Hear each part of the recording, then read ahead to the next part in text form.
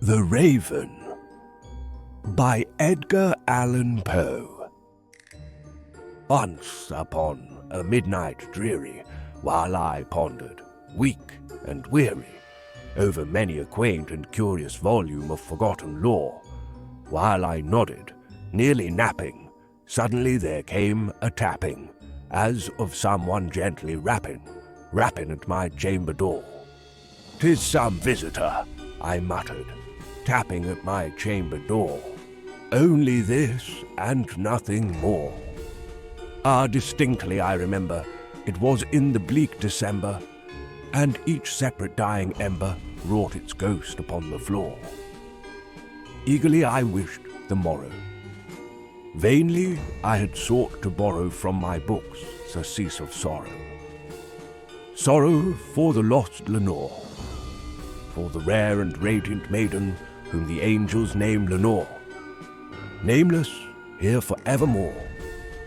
And the silken, sad, uncertain rustling of each purple curtain thrilled me, filled me with fantastic terrors never felt before, so that now, to still the beating of my heart, I stood repeating, "'Tis some visitor entreating entrance at my chamber door. Some late visitor entreating entrance at my chamber door. This it is, and nothing more." Presently my soul grew stronger, hesitating then no longer. "Sir," said I, "or madam, truly your forgiveness I implore, but the fact is, I was napping, and so gently you came, rapping, and so faintly you came tapping at my chamber door that I scarce was sure I heard you. Here I opened wide the door. Darkness there, and nothing more." Deep into that darkness peering, long I stood there, wondering, fearing, doubting, dreaming dreams no mortals ever dared to dream before. But the silence was unbroken, and the stillness gave no token, and the only word there spoken was the whispered word, "Lenore." This I whispered, and an echo murmured back the word "Lenore." Merely this, and nothing more. Back into the chamber turning, all my soul within me burning. Soon again I heard a tapping something louder than before. "Surely," said I, "surely that is something at my window lattice. Let me see, then, what thereat is, and this mystery explore. Let my heart be still a moment and this mystery explore. 'Tis the wind and nothing more." Open, here, I flung the shutter, when, with many a flirt and flutter, in there stepped a stately raven of the saintly days of yore. Not the least obeisance made he, not a minute stopped or stayed he, but, with mien of lord or lady, perched above my chamber door, perched upon a bust of Pallas just above my chamber door, perched and sat, and nothing more. Then the ebony bird beguiling my sad fancy into smiling, by the grave and stern decorum of the countenance it wore. "Though thy crest be shorn and shaven, thou," I said, "art sure no craven, ghastly, grim, and ancient raven wandering from the nightly shore. Tell me what thy lordly name is on the night's Plutonian shore." Quoth the raven, "Nevermore." Much I marvelled this ungainly fowl to hear discourse so plainly, though its answer little meaning, little relevancy bore. For we cannot help agreeing that no living human being ever yet was blessed with seeing bird above his chamber door, bird or beast upon the sculptured bust above his chamber door, with such name as Nevermore. But the raven, sitting lonely on that placid bust, spoke only that one word, as if its soul in that one word he did outpour. Nothing farther than he uttered, not a feather than he fluttered, till I scarcely more than muttered, other friends have flown before.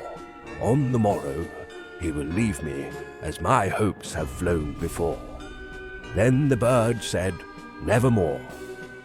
Startled at the stillness broken by reply so aptly spoken, doubtless, said I, what it utters is its only stock and store, caught from some unhappy master whom unmerciful disaster followed fast and followed faster, till his songs one burden bore, till the dirges of his hope that melancholy burden bore of nevermore.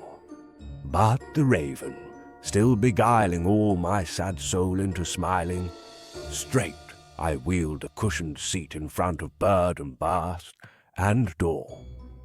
Then, upon the velvet sinking, I betook myself to linking fancy unto fancy, thinking what this ominous bird of yore, what this grim, ungainly, ghastly, gaunt, and ominous bird of yore meant in croaking nevermore.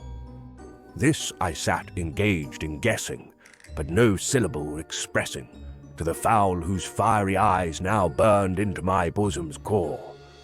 This and more I sat divining, with my head at ease reclining on the cushion's velvet lining, that the lamplight gloated o'er, but whose velvet violet lining with the lamplight gloating o'er she shall press, nevermore.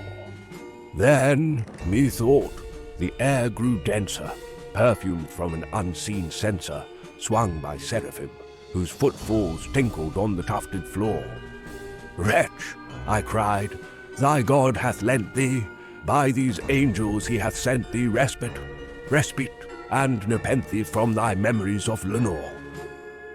Quaff, oh quaff this kind nepenthe, and forget this lost Lenore, quoth the raven, nevermore.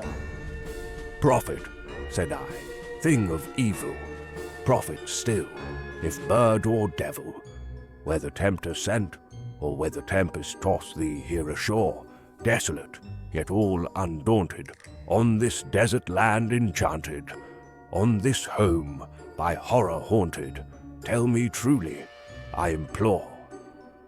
Is there balm in Gilead? Tell me, I implore, quoth the raven, nevermore. Prophet, said I, thing of evil, prophet still, if bird or devil, by that heaven that bends above us, by that God we both adore. Tell this soul with sorrow laden, if within the distant Aidenn it shall clasp a sainted maiden, whom the angels name Lenore. Clasp a rare and radiant maiden, whom the angels name Lenore. Quoth the raven, nevermore. Be that our sign of parting, bird or fiend, I shrieked, upstarting. Get thee back into the tempest and the night's Plutonian shore. Leave no black plume as a token of that lie thy soul has spoken. Leave my loneliness unbroken. Quit the bust above my door. Take thy beak from out my heart, and take thy form from off my door. Quoth the raven, nevermore. And the raven, never flitting, still is sitting on the pallid bust of Pallas just above my chamber door. And his eyes have all the seeming of a demon's that is dreaming, and the lamplight o'er him streaming throws his shadows on the floor. And my soul from out that shadow that lies floating on the floor shall be lifted nevermore.